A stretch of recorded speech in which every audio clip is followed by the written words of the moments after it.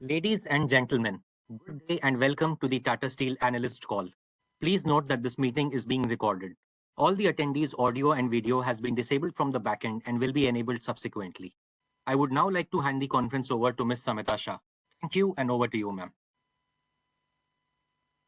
Thank you, Kanchuk. Good afternoon, everyone joining us in India and from the Far East. And good morning to all of you who are joining us from the West. On behalf of Tata Steel, welcome to this call to discuss our results for the second quarter of FY26. We published our results yesterday, and there is also a detailed presentation on our website, which you can refer to if you haven't done already.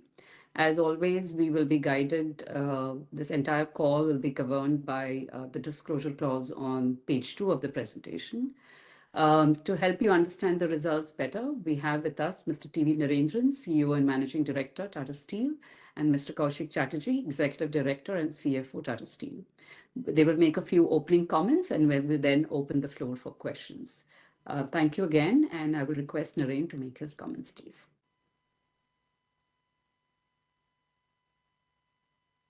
You're on mute, Naren. Hi. Sorry about that. Thanks, Amita, and hello, everyone. As Amita mentioned, I'll make a few comments and then hand over to Kaushik, and then we'll do the Q&A. The global dynamics continues to be shaped by tariffs, geopolitical tensions, and elevated steel exports. And Chinese steel exports are expected to cross 100 million tons again this year. And this obviously has an impact on pricing across the world. And amidst this, Tata Steel has delivered strong improvement quarter on quarter and year on year basis. I would now like to make a few comments on the performance in each geography. In India, crude steel production was up 8% quarter on quarter and 7% year on year at 5.65 million tons, largely driven by the ongoing ramp up in Kalinganagar and the completion of the relining of the G blast furnace, which is down for almost 6 months. We continue to stay focused on driving sales even in a challenging environment, and we were able to ramp up the sales in line with our production ramp up without having to build inventory. In fact, we increased our domestic deliveries by 20% quarter on quarter, a testimony to the strength of our customer relationships and a marketing and sales network.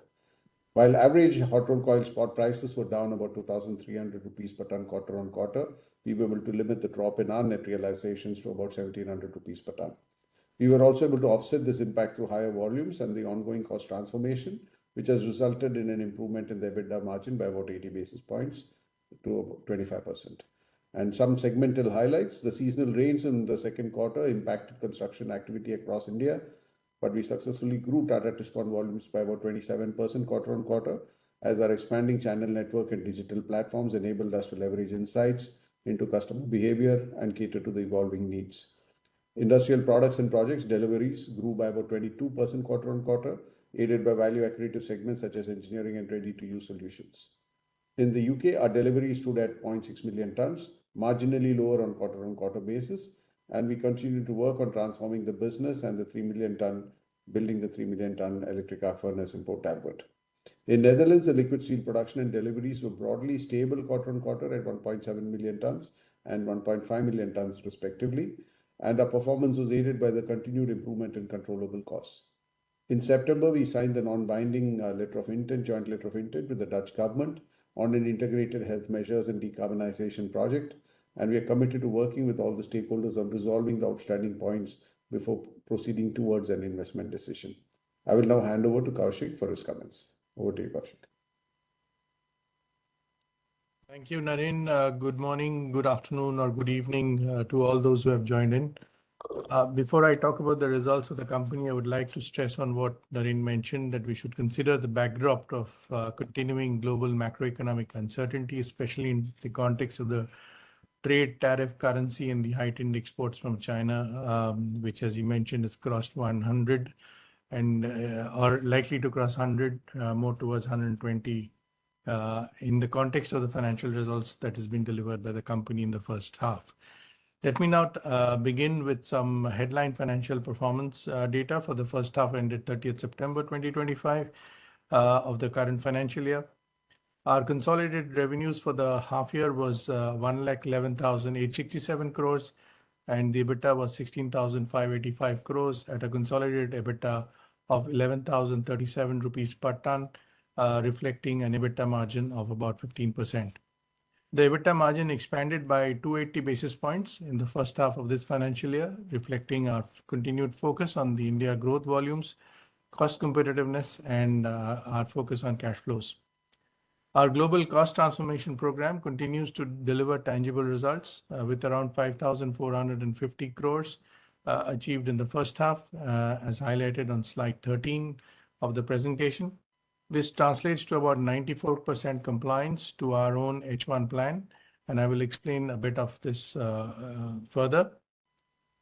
Turning to the second quarter performance provided on slide 23 of the presentation, our consolidated revenue stood at about 58,689 crores, up 10% quarter on quarter, primarily driven by strong volume growth in India and continued improvement in the cost transformation program to the tune of about 1,300 rupees per ton.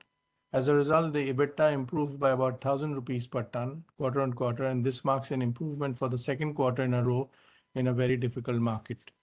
Expanding on the cost transformation program, as a company, we have delivered an improvement in costs of more than 2,561 crores during the quarter and are on track as planned across geographies. More specifically, in India, the cost transformation program achieved full compliance to our second quarter plan with leaner coal mix, optimization on the store's repairs and maintenance expenses, and operating KPIs, which delivered the transformation of about 1,036 crores for the quarter. In UK too, the cost transformation program was focused on reducing fixed costs in hire and leasing, lower fuel charges and operating charges. In Netherlands, the program delivered about 1,059 crores for the quarter. We are on plan in all the operating areas like optimization of supply chain, procurement and product mix, along with the other controllable costs. However, we are delayed on the people restructuring timeline and the consequential benefits of the same in this year, as the discussions with the Central Works Council are still ongoing.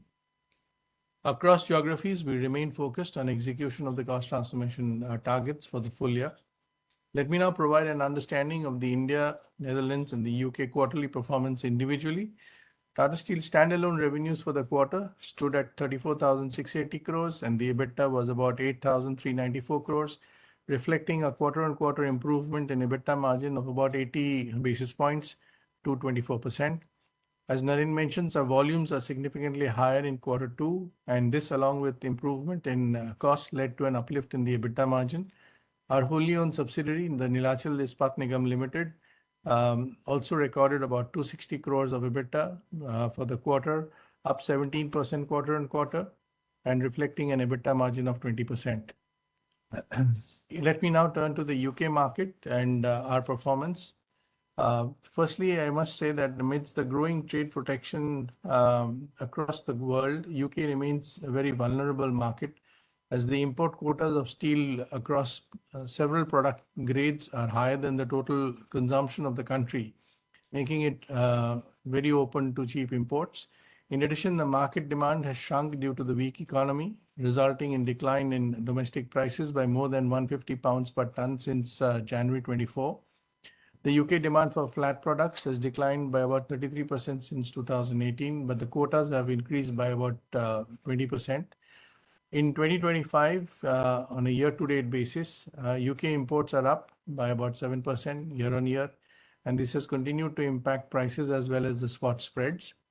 As a result of severe market pressure and despite a significant cost takeout program, the Tata Steel UK EBITDA losses widened from £41 million in the first quarter to £66 million in the second quarter. As an industry in the UK, we have brought the current policy disparity to the attention of the UK government and are engaged on the subject. Given the current market conditions, we are focusing on optimizing the fixed cost. They are down by about £90 million compared to the second quarter of last year. But sequentially, we are marginally higher by about £7 million due to the annual maintenance activities during the quarter. Moving to Netherlands performance, revenues for the quarter were about 1.5 billion euros on improved volumes, but were partly offset by lower realizations. On the cost side, material costs increased by about 75 million euros, on a quarter-on-quarter basis, largely due to inventory drawdown in contrast to the build-up in the first quarter. This was largely offset by about 72 million euros reduction in conversion cost, aided by lower employee benefit expenses and emission-related costs.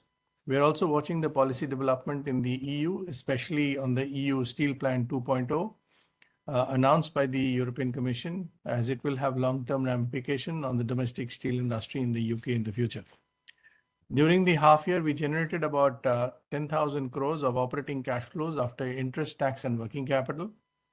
Of this, we spent about 7,000 crores on capital expenditure and paid dividend for the financial year FY25, about 4,490 crores.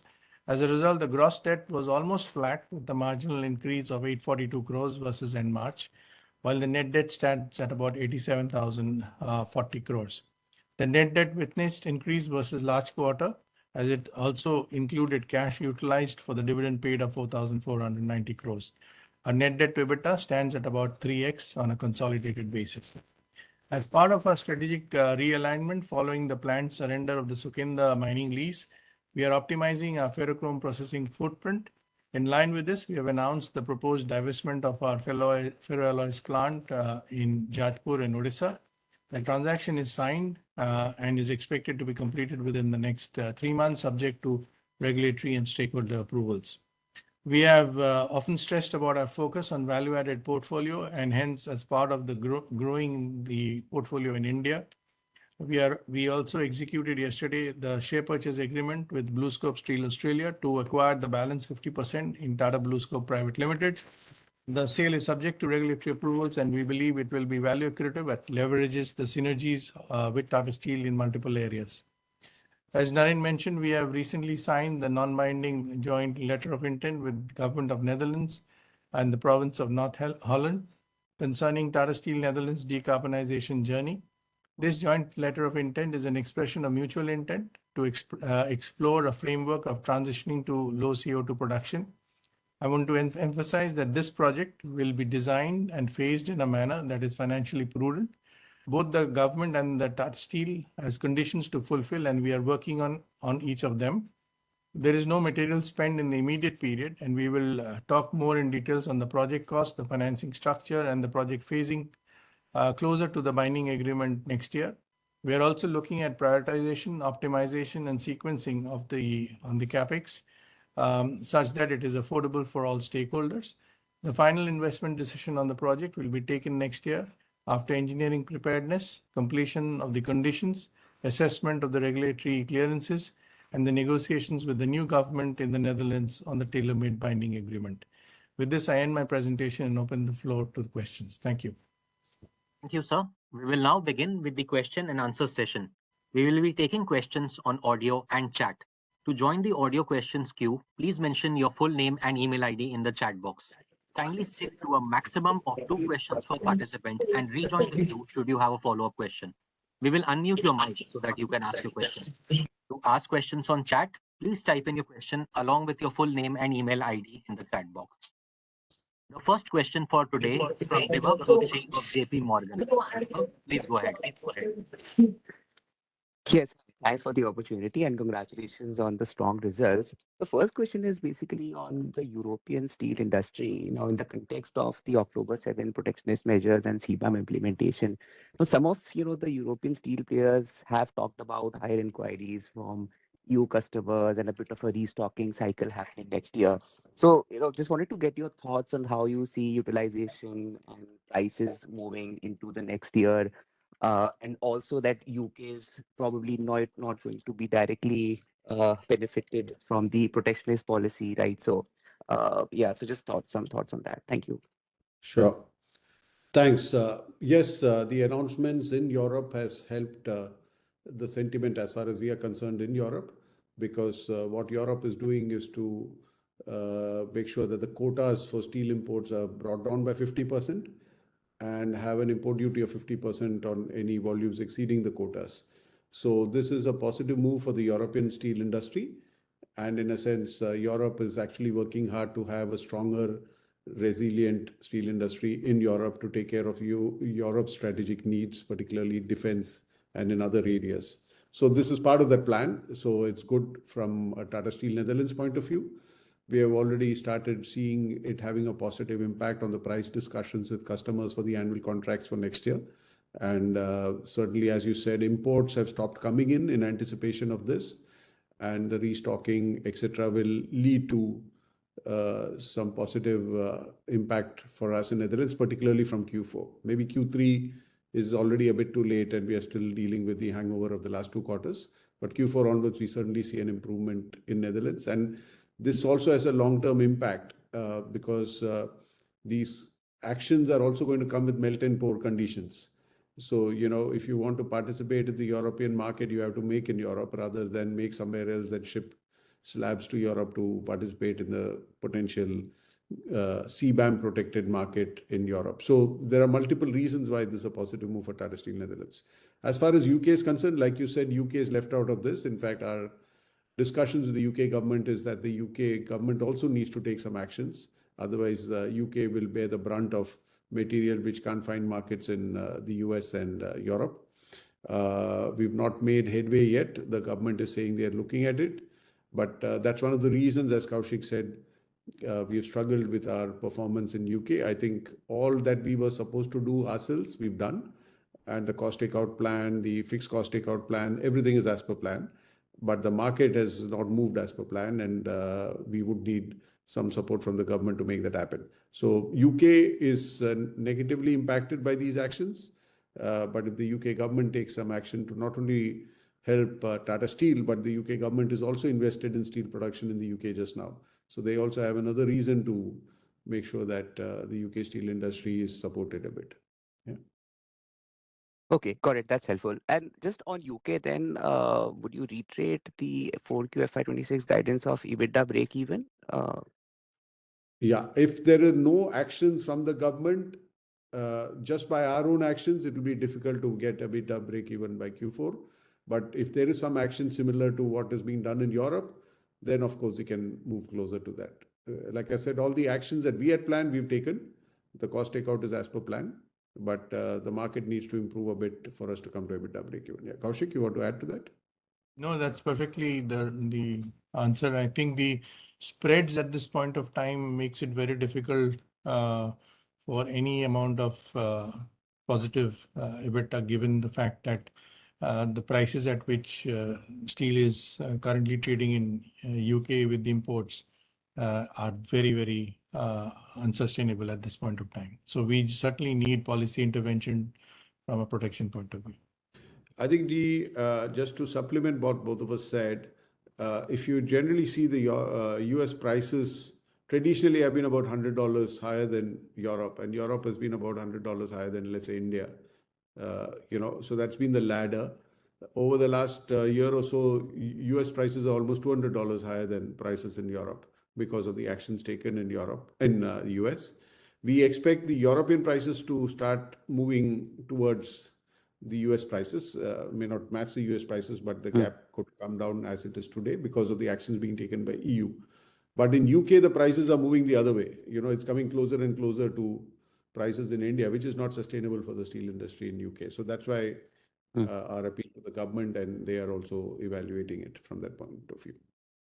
Got it. Thank you so much. And just a second question on India. So on the Neelachal capacity expansion, any timelines with respect to the board approval? Because earlier we were planning to get it by October. So any reason for the delay and the updated timelines? Thank you. The reason is largely related to environment clearances and all the clearances that we need to have, because as per our current the way we work is we go to the board after we've got all the approvals in place. But behind the scenes, the work is going on all the engineering and the planning and the detailing, all that is going on. So that happens. But the FID will be taken once we have the environment approvals, which we expect in the next few months. There are some forest clearance issues, environment clearance issues, which we are going through. Kaushik, you want to add to that? Yeah, no, I just want to mention that we are pretty advanced in the environment clearance process. And as Naren mentioned, that we are progressing on it, and we will take it to the board once we are in a position. The engineering work is also pretty advanced in many areas. And therefore, we are getting the investment case ready for the board's review sometime soon. Thank you, sir. The next question is from Sumangal Nevatia of Kotak Securities. Sumangal, please go ahead.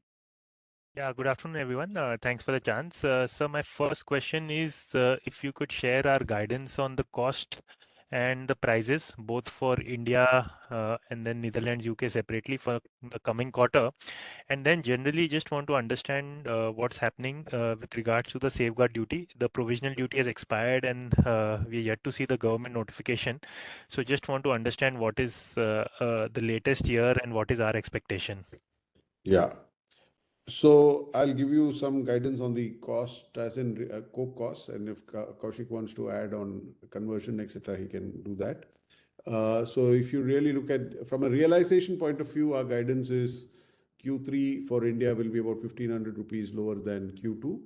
Q2 was about 1,500 rupees lower than Q1. So we had guided 2,000 rupees, but we ended up at around 1,500-1,600 rupees, right? In terms of coking coal prices, we are saying India consumption cost will be about $6 higher in Q3 than it was at Q2 because it's starting to turn the other way because coking coal has firmed up a little bit in the last few weeks.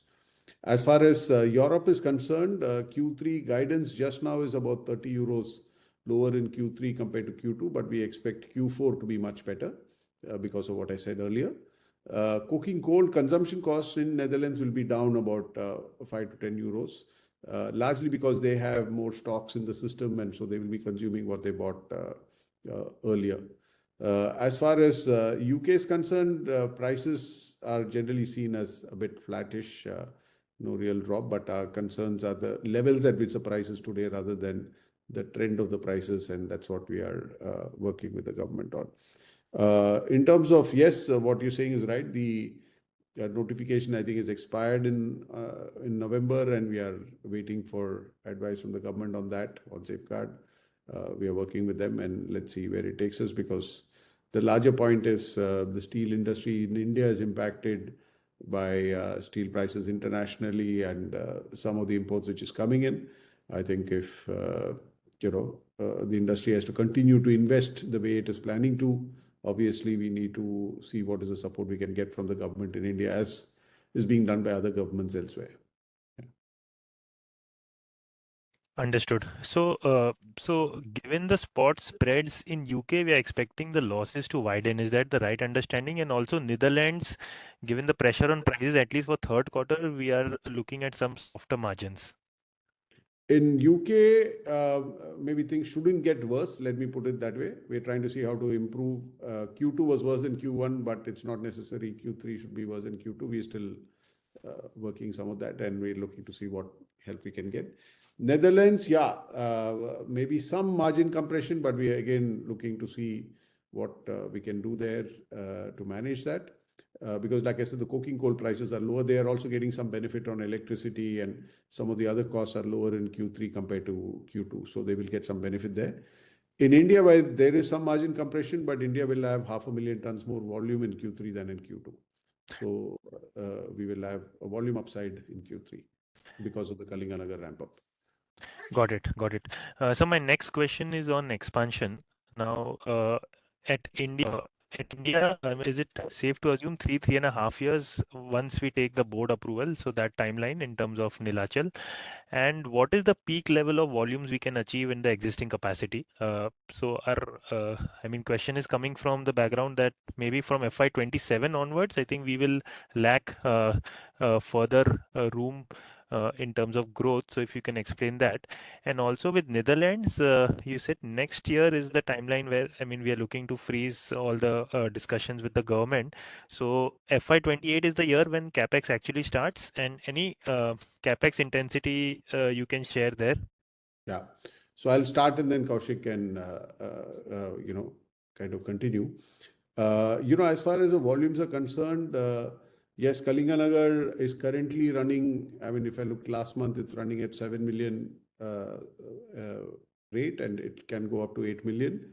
So that's a Kalinganagar thing. Nilachal is pretty much, you can get another 200,000-300,000 tons more once we have all the environment clearances because the existing volumes can go up a bit more Today we are limited by the EC levels.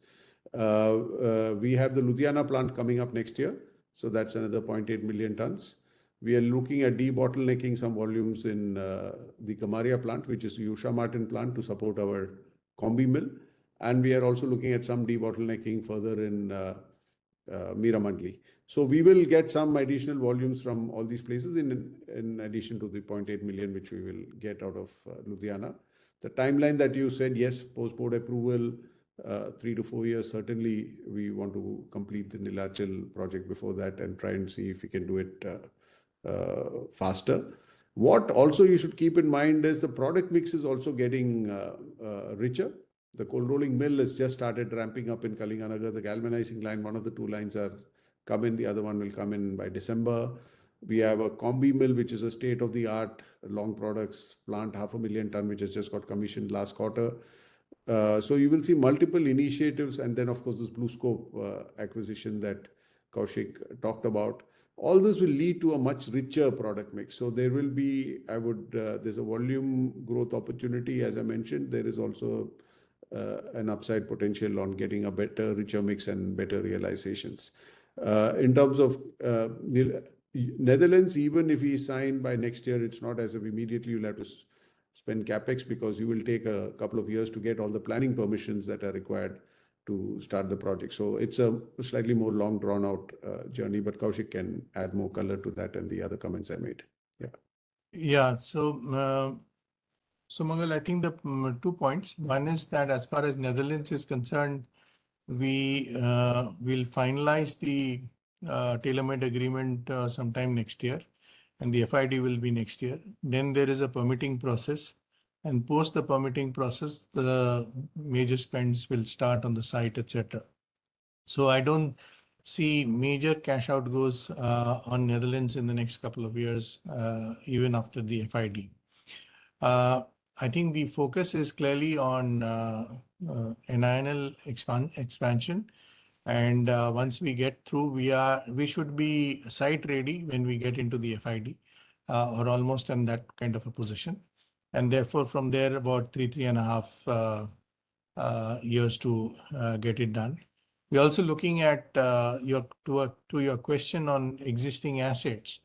We are also looking at Tata Steel Meramandali, where we want to look at when there is a relining of a blast furnace there, to look at expanding the volume, which includes putting up a finishing facility that will take the Kalinganagar 1.5 million ton slabs to build up a thin slab caster. So there are at least, if I were to say, 7.5 million tons of growth in consideration or in planning at different stages. When it is ready, we should be taking the board approval to spend. And then some of these brownfield sites, especially in Meramandali, should have a shorter execution time than a greenfield site. So this is currently the pipeline, other than the fact that what Naren mentioned, the Ludhiana will get commissioned, and we will also look at another EAF, either in the west or in the south, which is also under consideration. Thank you, sir. The next question is from Satyadeep Jain of Ambit Capital. Satyadeep, please go ahead. Hi, am I audible? Yep. So just want to start with UK. We can understand that the CBAM in UK actually kicks in 27, so 1 year after the EU CBAM. Then in the context of current imports, what is the process? Because from my understanding with Europe is that EU Parliament has to approve the report and findings of EU Commission, EU Council and EU Parliament, and the current safeguards expire in June 26 or so. When you look at UK, what exactly is the process timeline? Do they have to take the entire study and then the decision will be taken by Parliament? So the entire process, are we looking at some kind of support in 26 or not? And the cost savings that were there in the Rishi Sunak government on network tariffs and power costs being declined, has it already kicked in? So just want to understand Europe, UK in general first. Kaushik? Yeah, so Satyadeep, 2 things. One is when you talked about the European part, the European Steel Action Plan proposition that Naren talked about in terms of reduction of quota tariffs beyond quota, etc., and melt and pour is going to kick in from June 26 because they are currently in the consultation process. Once the consultation is done, various stakeholders give their point of view if they have to change or modify, etc., and then it starts from June. So that will kick in from June. As far as UK is concerned, at this point of time, the consultation process on CBAM hasn't started. It is in formulated position, but it is not yet started. They are scheduled to go live 1 year after the EU CBAM, which is 27, as you mentioned. But we have not seen that happening, and that is one of the conversations that we are having with the UK government. We are having a conversation with the TRA, the Trade Regulatory Authority, on the quotas. So the UK is behind the curve as far as EU is concerned, or comparative to EU is concerned, as far as these initiatives are taken. So if it is 27, our plant and when in 27 is not yet determined. So we are actually trying to get an understanding as to when the consultation process will start, how much time it takes. It normally takes 6-8 months, maybe a year. So we want to kick that off faster and to ensure that it is in time when our EAF comes. So compared to the policy announcement that happened last year, they are behind, is the short answer. We'll see as to where this will progress in terms of timeline. But to us, the more important priority here and now is actually the quotas, and then the CBAM. The CBAM discussion can happen in parallel. The quota also, given it needs to go through a formal study and then final decision will be taken by the UK Parliament, or is it executive decision? So is there a realistic chance of this quota reduction in UK if it goes through in 26, or are we looking at maybe quota reduction also, whatever it is in 27, 28? No. So 27, 28 is simply very late. By which time the UK government would have also lost a significant amount of money because of what they are managing in the steel industry in Scunthorpe. I think it is, they are working on it, and the assurance that we have got, the TRA has got all the data, that validation process is done. I think they will have to recommend it from the parliament and get ratified in the recommend from the cabinet and ratified in the parliament. That process in the UK is pretty fast, but I think the more important point is to get to that process, and that's what we are talking to the UK government about. Okay. Secondly, on Netherlands, in the joint letter of intent, it is mentioned. I'm just checking on the wording of the joint letter of intent.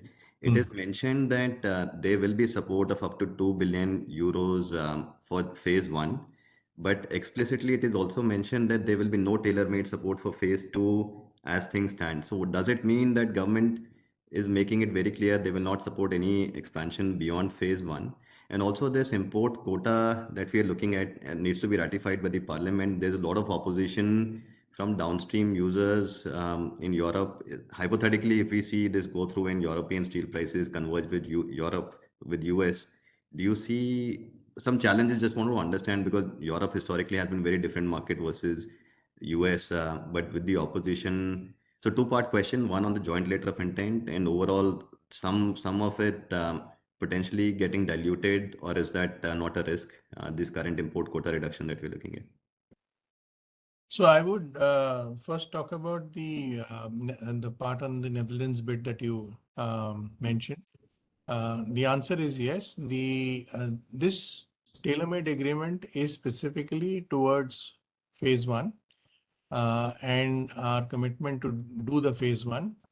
The phase two is left to the company to decide as to when, and as far as timing, the technology to be used, the project cost to be done, etc. Which is one reason why they also want Tata Steel Netherlands to be significantly profitable, to ensure that they can afford to do the phase two whenever it is due. So that is how the understanding is. There is no commitment on funding and neither a commitment on when we have to do the phase two. So it is this is all discussion is on phase one. The circumstances and the policies may change in phase two also. As far as the EU consultation is concerned, it is ongoing from the sense that we get. There are people who have been quieter or neutral. There are people who are supportive, and there are people who will obviously have some views. So that's for the EU to proceed and then get a sense. Maybe Naren, you can add some comments on that. I think what you're saying is right. There is a disadvantage if you're making stuff using steel and exporting out of Europe. Then, if you have a higher cost of steel, then you may have a disadvantage. The auto industry is one such sector. But I think everyone is also looking at building strategic autonomy in Europe. And that's where there is a consensus that the steel industry is important for Europe. So even in Netherlands, we get a lot of support from that fact. They are not asking us, why do you need a steel plant in Netherlands? It's more about what is it that can be done to have a strong steel company or a steel business. So I think the conversation has changed in the last 2 years, thanks to the Russia-Ukraine issue, the US trade issues, etc. Right. So the second thing is, as the European governments are putting money in the industry, they also have, in some sense, a skin in the game.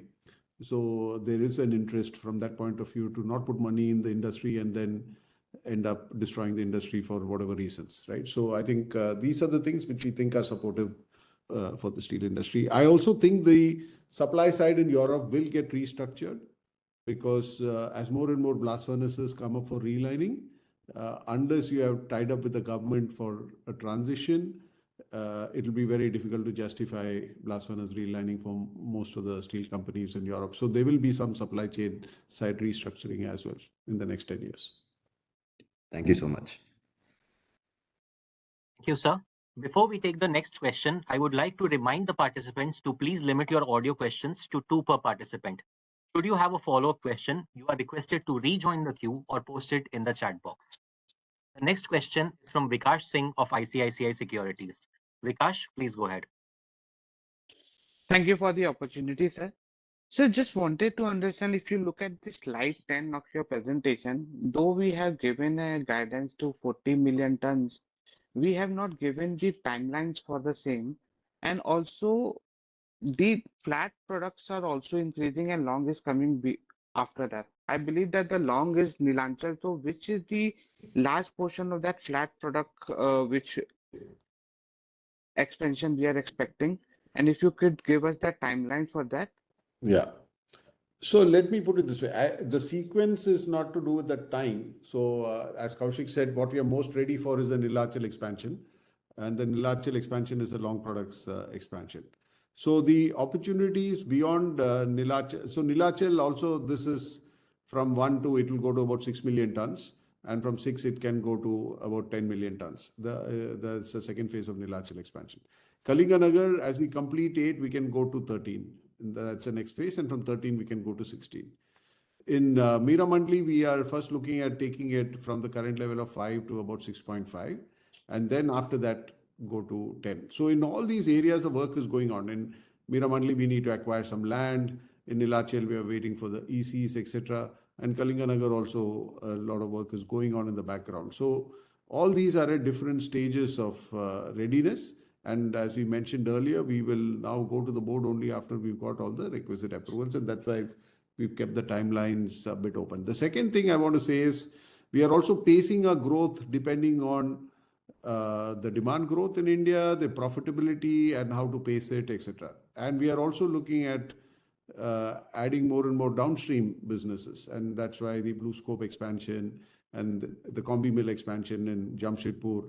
And there are a few other proposals that we're looking at. So it's not just a volume growth. We are also looking at the value growth through investing more and more in downstream. So it'll be a mix of both. The advantage we have is we can pace ourselves depending on the situation in India, because between these 3 sites alone, you can, as I gave you the numbers, you can, and Jamshedpur, you can go to 45 million tons, right? So it's more a question of the appetite, the balance sheet, the demand requirements, the profitability of the industry, and the priorities that we want to give. Notice, sir, my second question pertains to Netherlands. So we remember that we had this carbon-free carbon credits, which are gradually going down. So just wanted to understand as we starting the turning green at a later part, and that would obviously would take some time. How should we look at our cost structure there in terms of the carbon credit reducing? Kaushik, you want to? So Is I it think on free allowances? Is that yeah, what the question yeah. is? So the free allowances will come down, so started to come down slowly. And we have mitigants. For example, we are using more scrap charge. Currently, we are at about 18, 19%. Our target is to max out on scrap to ensure that we get to it. I would also like to mention that in Netherlands, our CO2 emission as last quarter, which I just got the number a couple of days back, is at around 1.6. So that's my kind of one of the lowest. We'd gone down to 1.59 this quarter. Last quarter we were 1.6, and we're taking a lot of effort in reducing the CO2 also, including usage of scrap as a percentage. And last quarter we were not able to max out more because of some volume issues. We will go beyond 20. And once we get to more and more scrap, we will be able to reduce CO2. So as the natural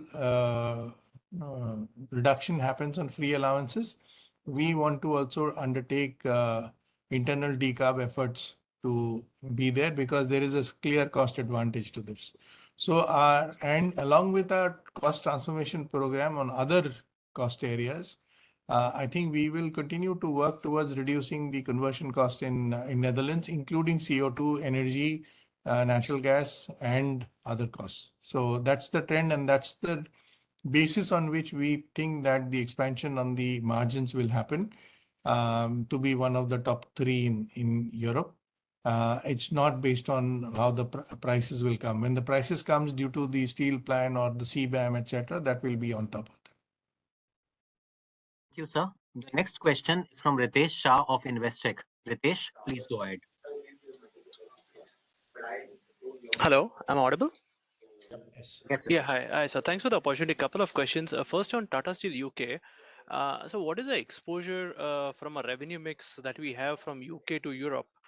And how are we looking to de-risk it, hypothetically, if there are delays on the UK government taking a stance? So that's about 25% volume on the current basis.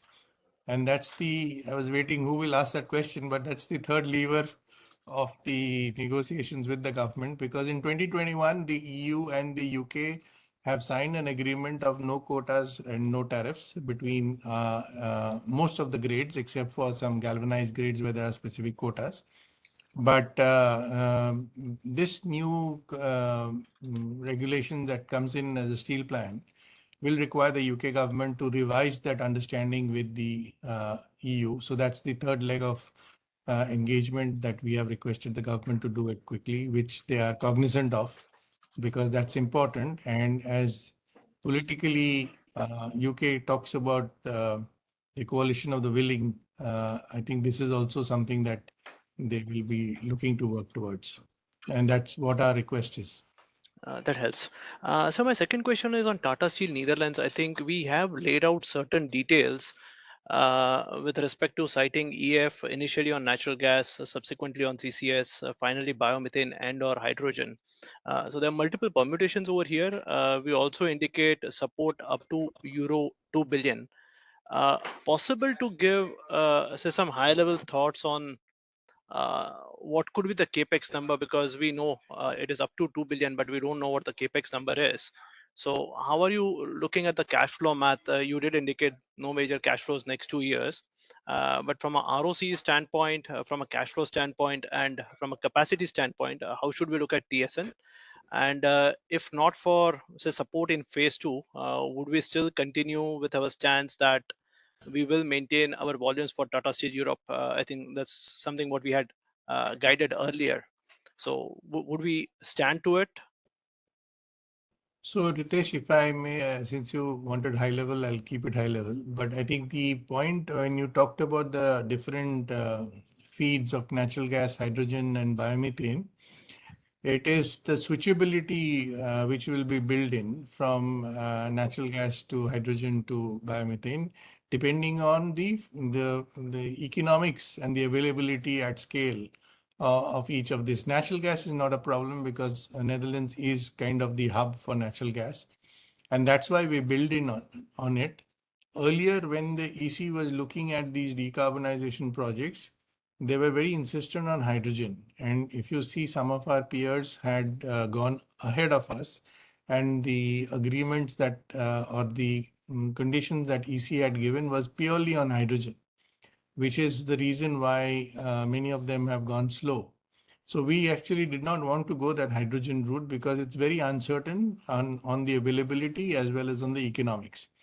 So we were more focused on natural gas, and we have an optionality to auction for biomethane, because after hydrogen, that is the one which is being proposed as the next best fuel. So on biomethane, we have the optionality for auctioning of this or tendering. And if it comes in at the right economics and availability, then the switchability will be looked at. It could also be a more like a fungible on paper, to buy it on a fungible basis as a hedge rather than on physical if the physical don't flow. So we have those optionalities to be tested out, but that is to be tested much later. It's not on immediately on commissioning. It will be post 2035, etc. So I think that is the construct that we have as far as our understanding on the JLOI as with the Dutch government, as well as blessed by the EC. So what we are currently doing is what will be the capex, and the engineering process is currently on. We have allocated a little bit more money to complete that process. That engineering will be known on capex somewhere around say May, June. That's my best estimate at this point of time. Because it's a complex process, it has three elements. It has the element on the health issues, which is the coverages.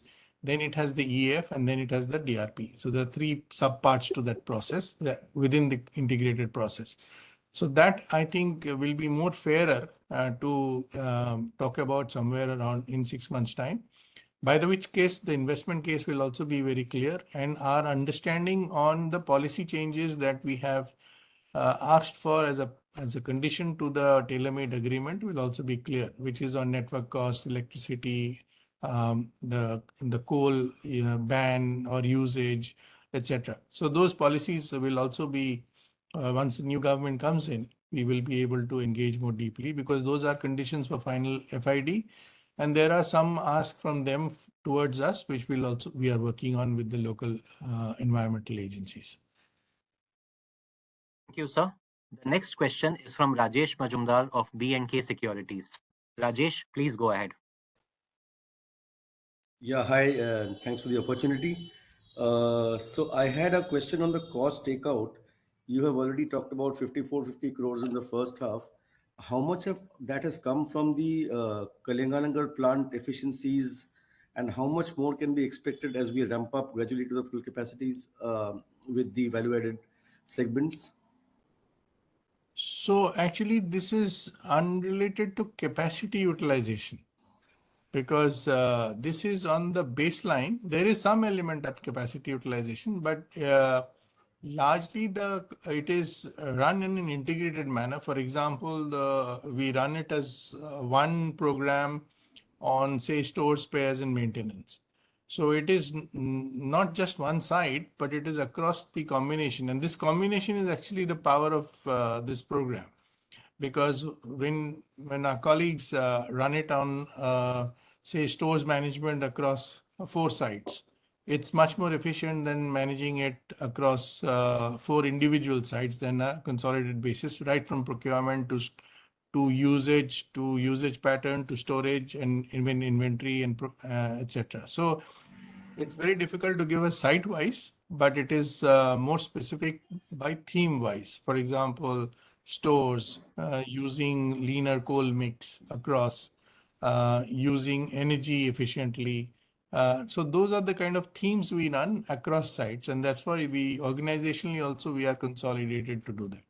More specifically, sir, you earlier guided about, I think, 2,500 kind of lower costs in Kalinganagar. So how much of that is achieved and how much of that is likely to be achieved over the next few quarters? So I think we said 2,500 because at that I don't think we said site-wise, but we said Okay. Kalinganagar. I think we Yeah. said at one time, as we fully ramp up Kalinganagar, there will be a benefit because obviously it's a much more productive It's a site. volume effect. Correct. That's a volume effect. Yeah. Correct. So that's a per ton volume effect, which will happen by the end. By the time we exit this year, we should be able to get there. And that's our target on the volumes anyways. We had some slowness in the first quarter, but second quarter onwards, we have been able to increase our capacity utilization, and we'll continue to do so in Q3 and Q4. Right, sir.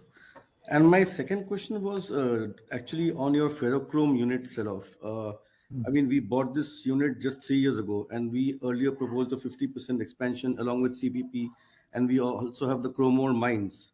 But suddenly, you decided to sell this business. So, what is the problem here? I mean, if it is a small thing, then it was a small thing even 3 years ago when you acquired it. No. So, yeah. Yeah. So I think it was linked to our Sukinda resources. And if you really look at it strategically, if we were to continue Sukinda, one was this whole confusion that happened on the MDPA, etc. Because Sukinda needed underground mining to sustain itself because the resources on the way we were doing it was coming to an end. So if you look at the investments required for underground mining, the ferrochrome market in general globally, and the way in which the duty tariff structures, etc., works, our call was to exit the mining in Sukinda because of the high underground capex. And once we took that decision, it was necessary to rebalance the sources of mining. We have two other mines, more specifically one more mine which is more useful. And that required us that we do not want to be just a converter without a mine. And that is the basis on which we then took a decision to get out of it.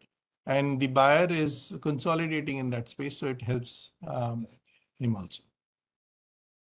Basically, we wanted to limit our production to what we largely need for in-house consumption rather than be in the market because we were surrendering the Sukinda mine and the changes in the MDPA, etc., was not making this business as attractive as it was before.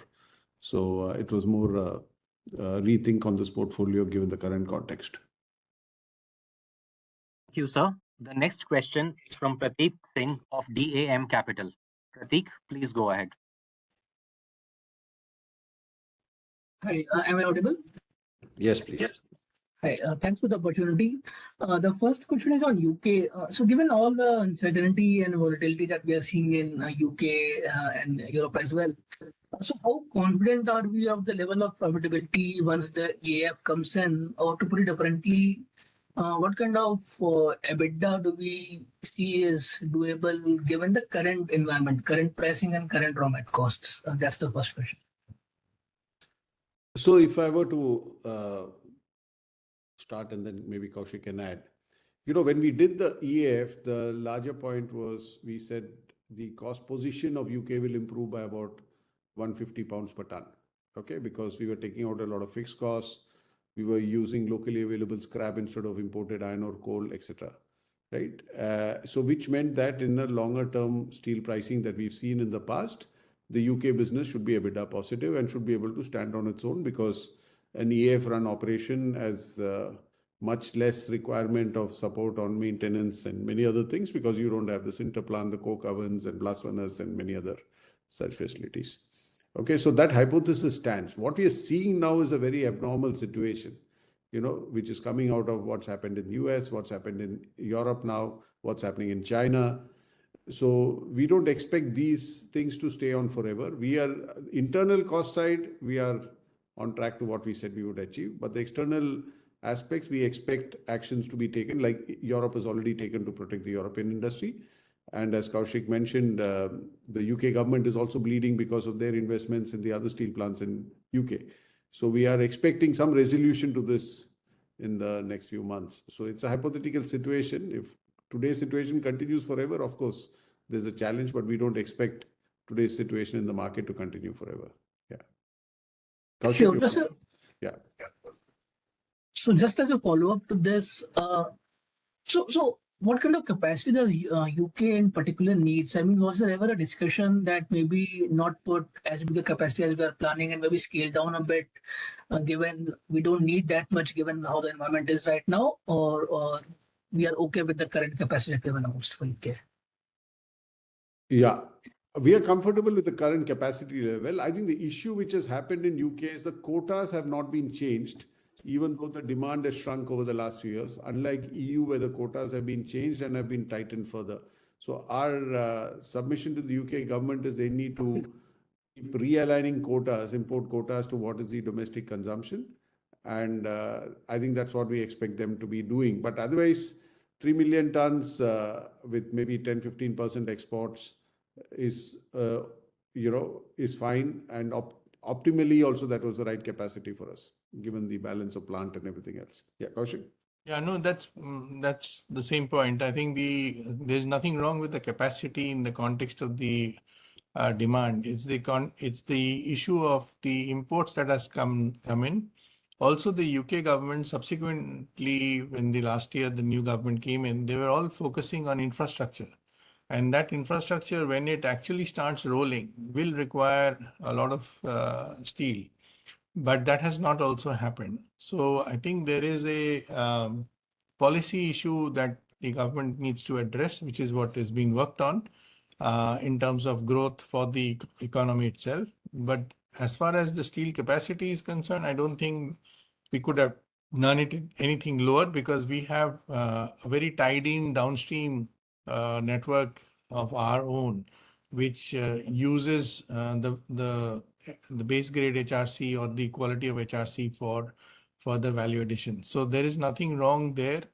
As Naren mentioned, we have taken out significant cost and we continue to do so. This year also there is continuing momentum on cost. But there has to be an uplift on in the metal over margin, so to speak, which is what is the price at which you are buying the metal and what is the price at which you are selling the metal. So that metal over margin is an important thing that has shrunk significantly, and that's purely because of the fact that cheaper imports are flooding the market. Thank you, sir. The next question is from Pallav Agarwal of Antique. Pallav, please go ahead.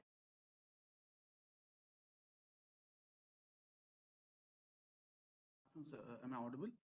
Yes, please. Yeah. So firstly, congratulations on the good set of numbers and also on the cost transformation initiatives. Broadly on track.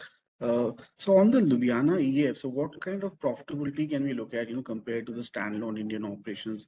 Obviously, it should be lower, but to what extent it would be lower? Yeah, so there are a couple of things happening with Ludhiana. Of course, like you said, the profitability will be lower.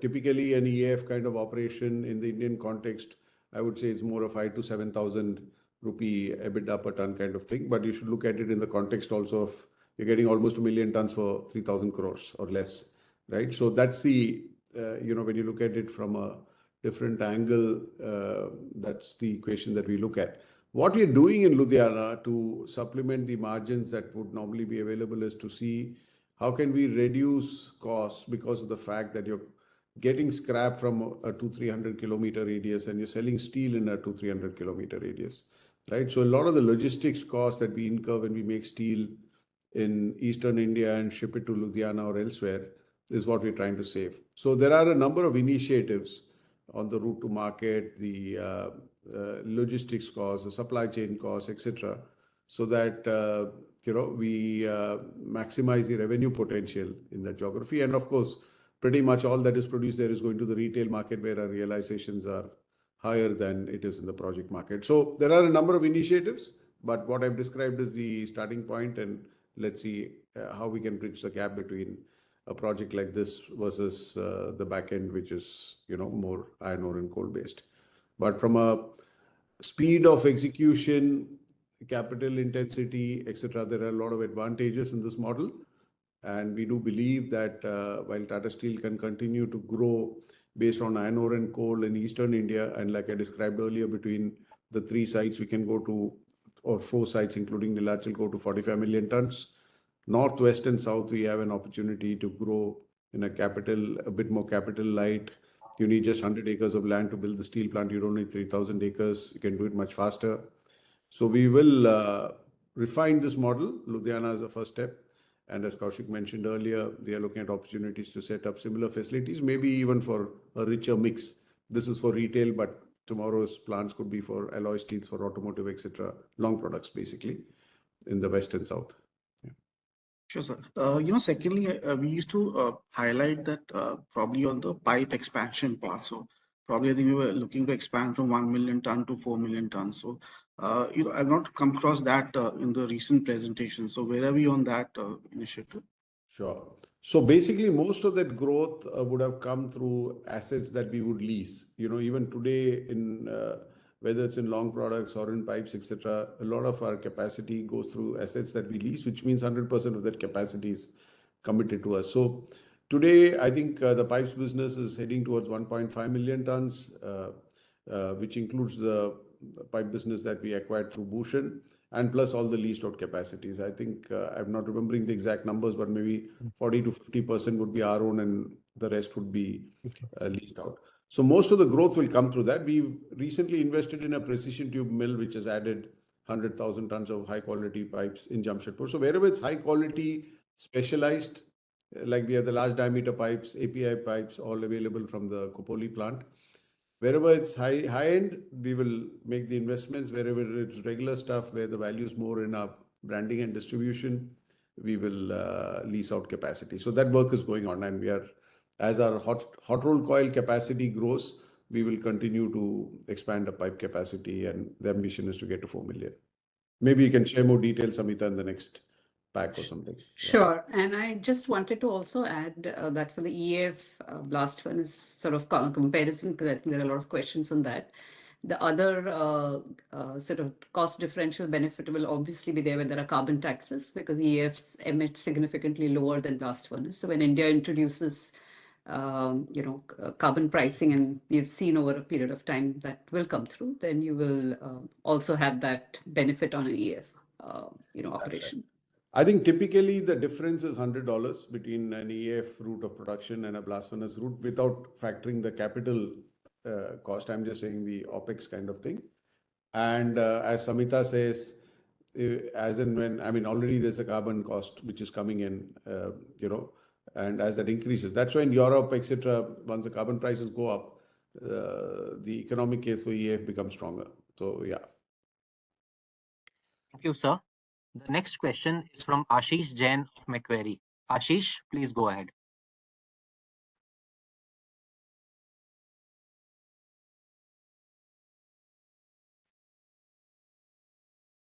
Ashish, we are unable to hear you. We request you to please send in your question via chat or rejoin the queue. We will now move to our next question. The next question is from Amit Murarka of Axis Capital. Amit, please go ahead. Hi, thank you. On iron ore, wanted to get some thoughts. How are you kind of thinking about securing iron ore for Indian assets? I think in the last call you did speak about it a bit, but could you also help us understand? Are you looking to get into some tie-ups with OMCs as well, or it will be purely merchant purchases? How are you thinking about it? Yeah, so I think as we said last time, obviously we already have some iron ore. We have maybe about 500-600 million tons of iron ore with us today, which is available beyond 2030 based on our existing mines, which we've got through our acquisitions or through auctions. Second point I want to make is, when we bid for the mines, it needs to make sense. There is no point bidding a price at which the cost of iron ore is so high that you'd rather buy it from the market. Third is, what you're saying is right. It can't be all spot purchases. So we are already engaging with OMC, NMDC, etc., to look at what could be the arrangements that we could have. OMC is of particular importance to us because a lot of our sites and production and growth is happening in Odisha.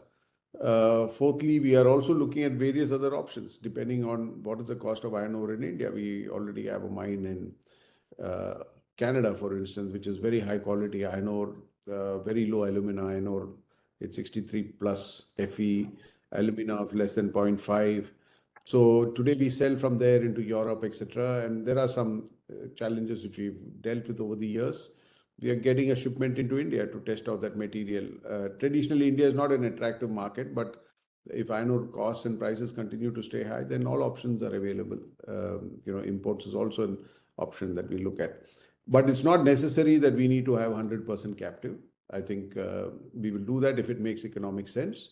Otherwise, we will look at buying in the market. Even coking coal, at one time Tata Steel had 100% captive. Today we are 20% captive. 80% is what we buy from the market. So we will exercise that option. The other part is our ambition and our actions on going more and more downstream is to also help push us on the revenue side, so that the revenue per ton keeps going up, as we progress towards 2030, so that the cost per ton is less impacted by any increase in iron ore price. Or rather, the margin is less impacted. Let me not put it as cost per ton. Yeah. Also, is there any ballpark cost number that we can think of for your current captive iron ore mining? Or if you have done any calculations around it, what will be your cost of captive iron ore mining? I'm not sure we are sharing that. Are we doing that, Savita? No. Yeah. Because we have a full range from expensive to cheap ones. So we also decide on what to produce more where. So I don't think we are sharing that publicly. Yeah. Savita? Yeah, that's right. We don't actually comment on any specifics or any product or material details, but obviously it's significantly lower than market price. Yeah, that's all from me then. Thank you. Thanks. Thank you, sir. The next question is from Ashish Kejriwal of Nuvama. Ashish, please go ahead. Yeah, hi. Good afternoon, everyone. Am I audible? Yeah. Yeah, Ashish. My question is on account of domestic demand environment, because see, for after so many months or years, we are seeing that our prices are much cheaper than the landed cost of imports, despite the fact that safeguard duty is implemented. So actually, and when we see overall demand environment or demand, you can say volumes from JPC, it seems to be on a higher side, but actually price is not getting that reflection. So my question is, are we seeing excess supply scenario or lower demand, which is affecting our prices? And in light of that, when we have guided 1,500 rupees price decline in Q3, are we factoring in that in December also there is no price increase? That's my first question. Yeah. So obviously, it's not that demand is not there. Demand is quite strong. India is the only country which is showing double-digit growth, and major country showing double-digit growth in steel consumption. And I think given the focus on infrastructure building in India, I do expect the demand growth to be more than the GDP growth rate, which is what happens in most developing countries, including in China when they were growing. So if the economy is going to grow at 6.5%, 7%, steel consumption growing at 10% is to me par for the course, right? So demand is not the issue. Obviously, supply side, as you know, when we add capacity, we add in big chunks, right? So we've added 5 million tons, JSW has added something, JSPL has added something. So you will go through years when a lot of new capacities coming on stream at the same time.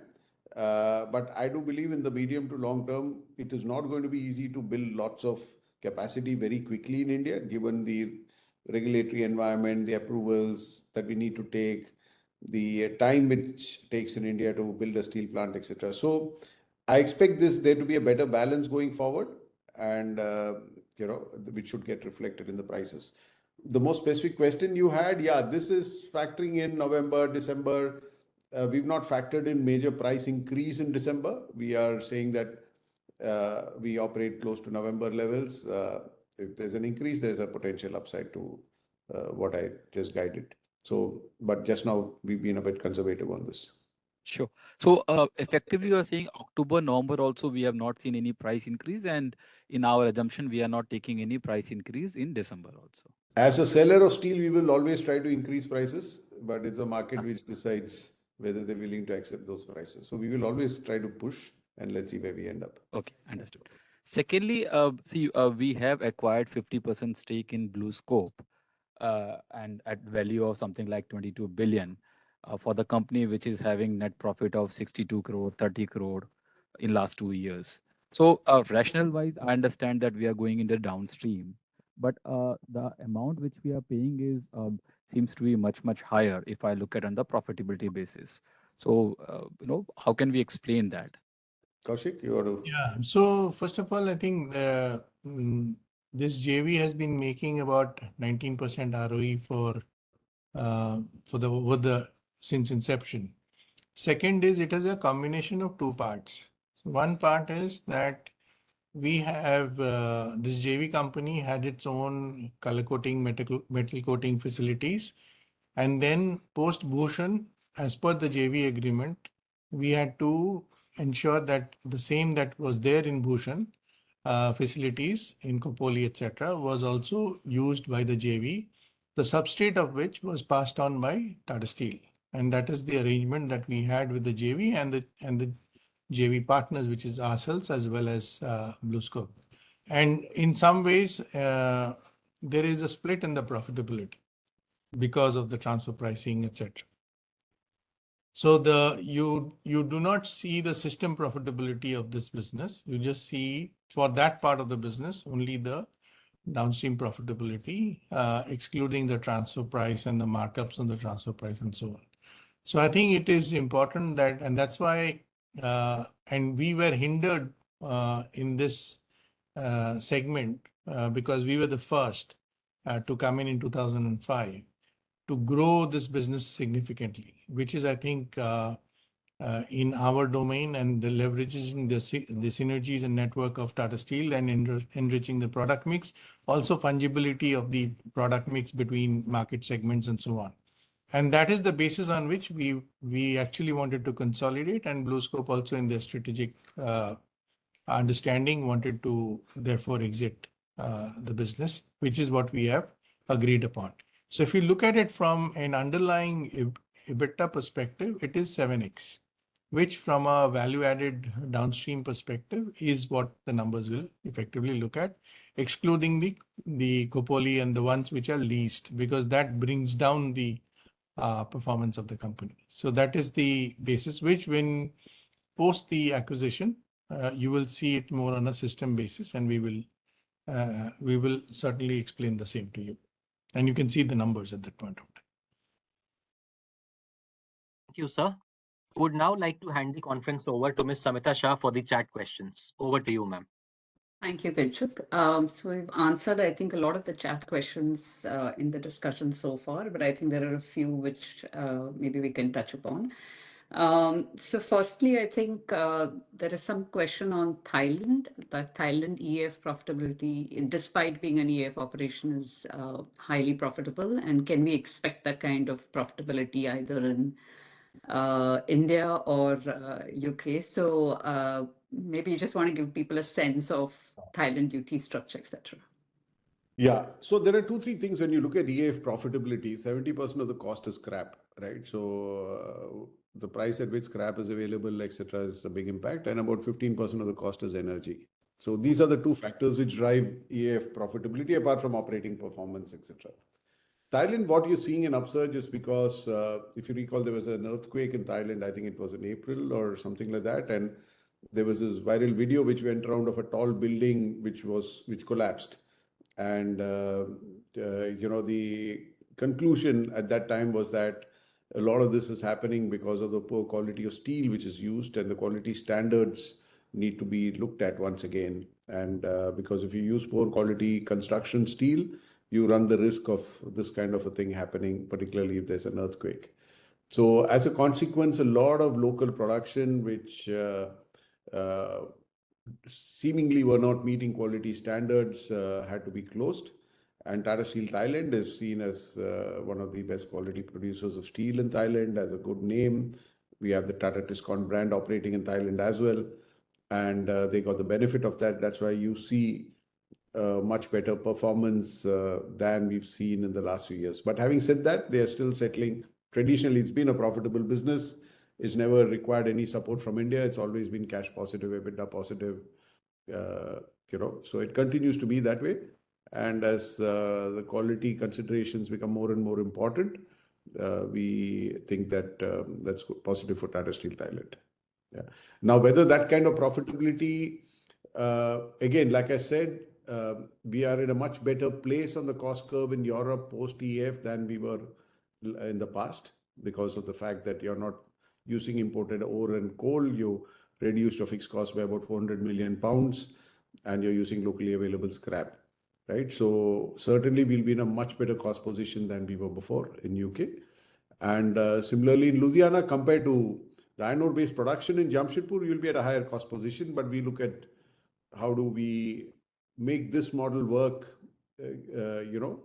taking out costs beyond the production costs, like logistics costs, route to market costs, and so on and so forth. So, and as Samita said, as and when carbon prices come up, because the CO2 footprint of the Ludhiana plant is going to be 0.2 or 0.3 tons.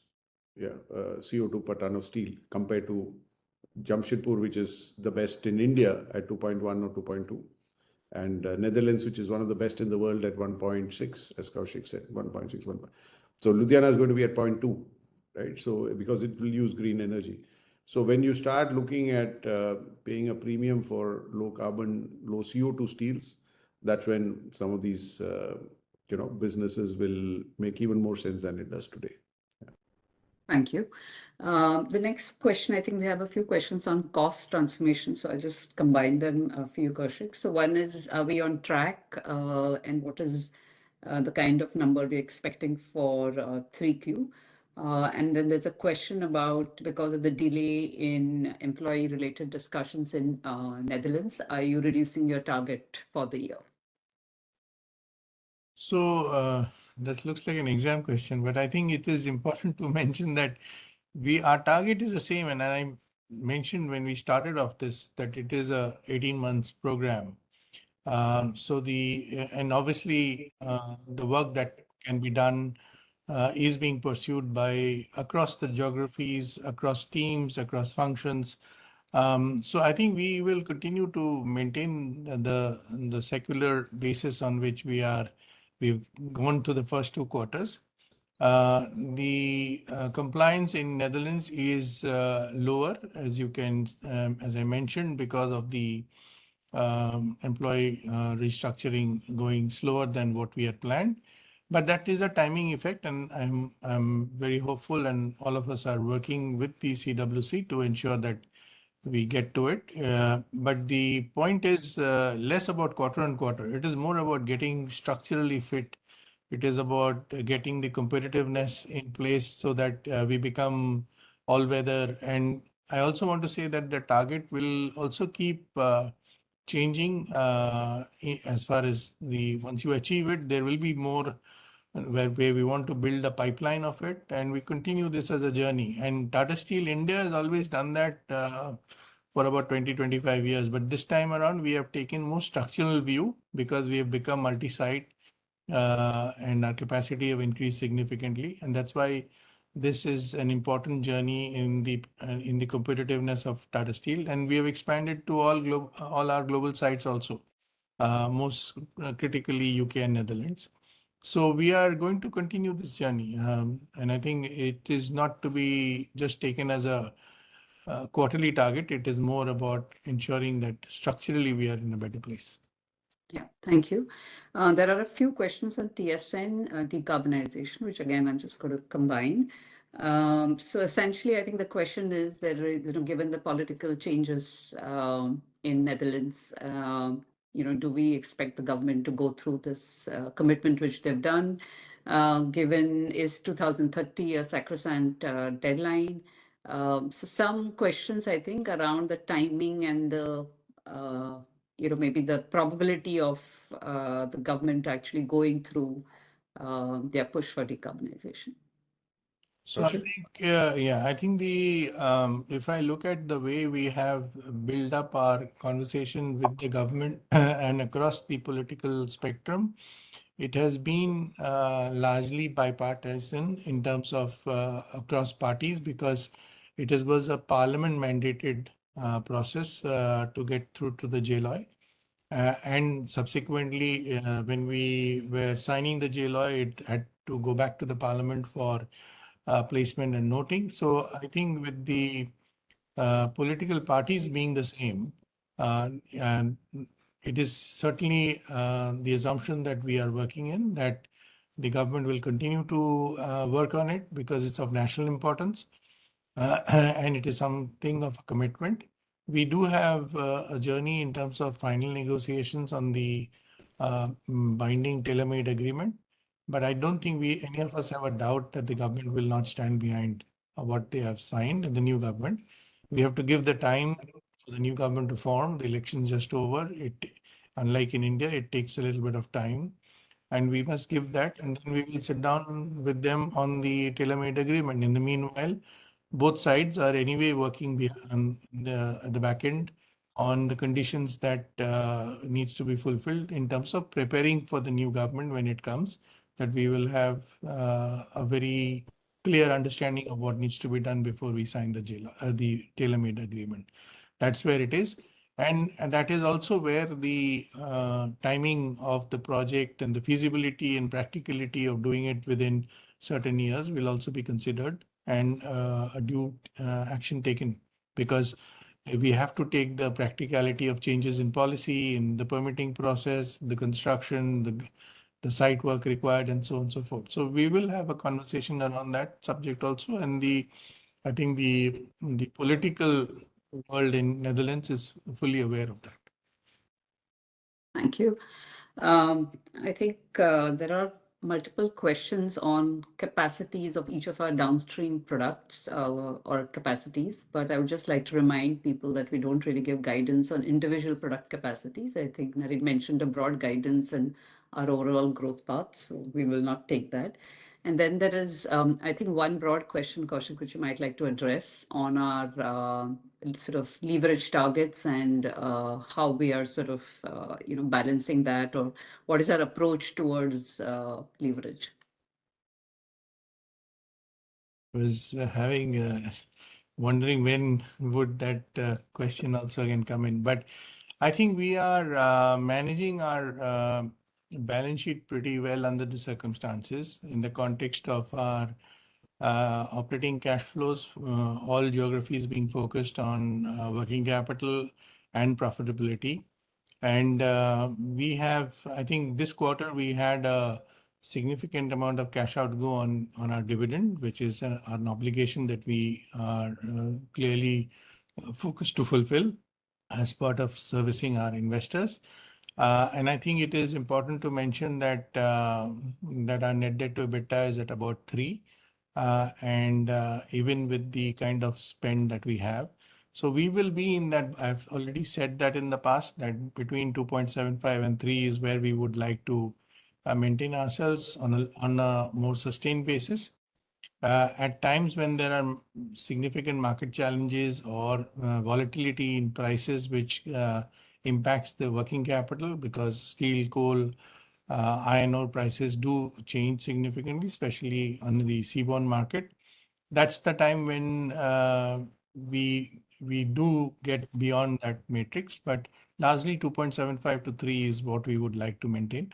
And if they're in a mid-cycle period like this, or a low mid-cycle period like this, in an upcycle, we are on a different platform. So we would keep the matrix like that. Any opportunity to deleverage, we'll continue to deleverage. And but we also look at where best to apply that capital. Apart from leverage, is in short payback period projects or acquisitions like the BlueScope that we've done, because that actually effectively will help in consolidating the margin and the footprint and helping a product mix to grow. So those are decisions that we do take, and then look at what the leverage allows us to do. When we look at the NINL, we will certainly look at the phasing spend and how quickly we can get the cash to cash cycle up.